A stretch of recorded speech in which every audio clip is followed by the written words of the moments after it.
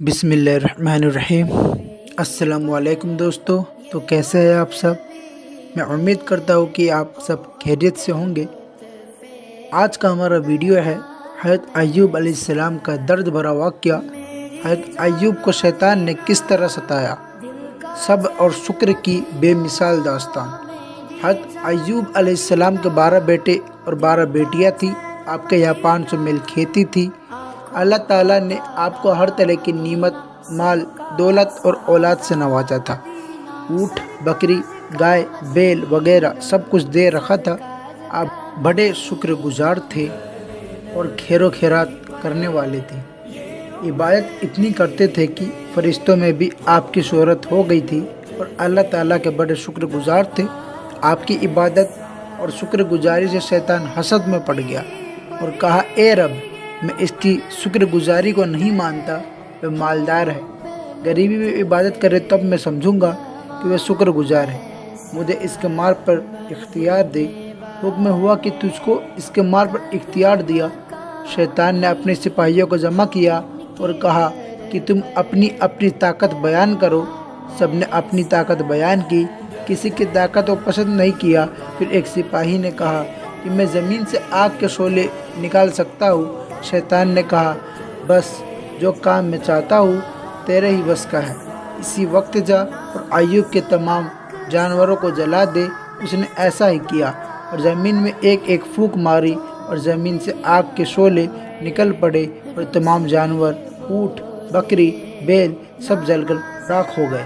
پھر شیطان نوکر کی صورت میں آ کر حضرت ایوب سے کہنے لگا کہ حضرت تم جس خدا کی عبادت کرتے ہو، اس نے آسمان سے آگ بھیج کر تمہارے سب جانوروں کو جلا دیا۔ آپ نے فرمایا، سب تعریفیں اللہ کے لیے، وہی سب چیزوں کا مالک ہے، جب چاہے دے اور جب چاہے لے لے۔ بے شک شیطان یہ جواب سن کر پریشان ہو گیا۔ پھر آ کر اپنے سپاہی کو بھیجا اور ہرے بھرے کھیت اور باغات کو اس نے جلا دیا۔ پھر آیا اور حضرت ایوب سے کہا کہ حضرت جس خدا کی تم عبادت کرتے ہو، آج اس نے تمام اناج کے کھیت اور باغات کو آسمان سے آگ بھیج کر جلا دیا۔ اب تم کو چاہیے کہ اس کی عبادت چھوڑ دو۔ آپ نے فرمایا، الحمدللہ، سب تعریفیں اللہ کے لیے ہے۔ میری جان کا اور اولاد کا مالک وہی ہے، جب چاہے دیتا ہے اور جب چاہے لیتا ہے۔ میں اس کے حکم پر راضی ہوں۔ یہ جواب سن کر شیطان نے اللہ سے کہا کہ میں ایسا صبر اور شکر کو نہیں مانتا۔ اس کو اپنی جان کی تکلیف ہو تو میں جانوں کہ یہ شکر گزاری ہے۔ اب مجھے اس کی جان پر اختیار دو۔ اللہ تعالیٰ کا حکم ہوا کہ جا، تجھے اس کی جان پر اختیار دیا، مگر ان کی زبان اور دل پر تیرا اختیار نہیں ہے۔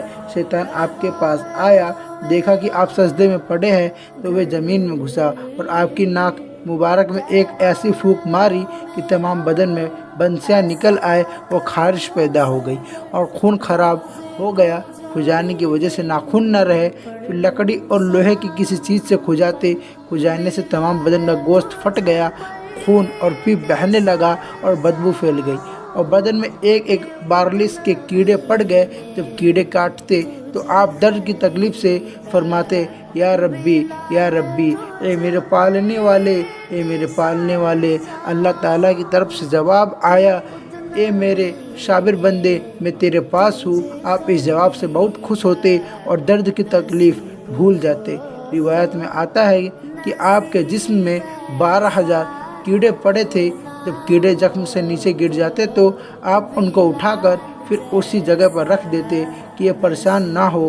اللہ تیری شان کتنا سخت امتحان، سننے والے بھی حیران۔ اللہ تعالیٰ کی طرف سے کہا گیا کہ اے میرے ایوب، تمہارے بدن میں جتنے کیڑے ہیں سب میرا ذکر کرتے ہیں اور اس ذکر کا ثواب تم کو دیا جاتا ہے۔ یہ خوشخبری سن کر آپ بہت خوش ہوئے۔ روزانہ اللہ تعالیٰ کی طرف سے حضرت جبرائیل علیہ السلام آتے تھے۔ جب آپ کے زخموں سے خون، پیپ بہنے لگا اور بدبو پیدا ہو گئی تو بیوی رحمت کا دل گھبرایا۔ آپ نے فرمایا، اے غم خور اللہ کے نبی اور نیک بندے امتحان میں بڑی بڑی تکلیف اٹھایا کرتے ہیں۔ دیکھو تمہارے دادا یعقوب علیہ السلام کتنی مدت تک یوسف علیہ السلام کے غم میں روتے رہے۔ حضرت ابراہیم علیہ السلام آگ میں ڈالے گئے اور امتحان میں پورے اترے۔ حضرت یوسف علیہ السلام ایک خوفناک کنویں میں ڈالے گئے، پھر 13 سال قید رہے، امتحان میں پاس ہوئے۔ اے رحمت ہم کو بھی چاہیے کہ امتحان میں ثابت قدم رہے، اور فرمایا میرے بدن سے پیپ اور خون بہتا ہے اور بدبو پیدا ہو گئی ہے، یہ مسجد پاک جگہ ہے، مجھے کسی اور جگہ لے چلو۔ بیوی رحمت ایک جھوپڑی پر لے آئی، زخموں کی بدبو سے لوگ گھبرا گئے اور بیوی رحمت سے کہا کہ اس بیمار کو باہر جنگل میں لے جاؤ ورنہ ہم ان کو پتھروں سے مار ڈالیں گے۔ آپ نے لوگوں کو بے رحم دیکھ کر بھی بیوی رحمت سے فرمایا کہ بہتر یہی ہے کہ تم مجھے باہر بستی سے دور مجھے لے چلو، یہ لوگ مجھ کو بہت جلدی بھول گئے، یہ کسی قسم کی مدد نہیں کر سکتے۔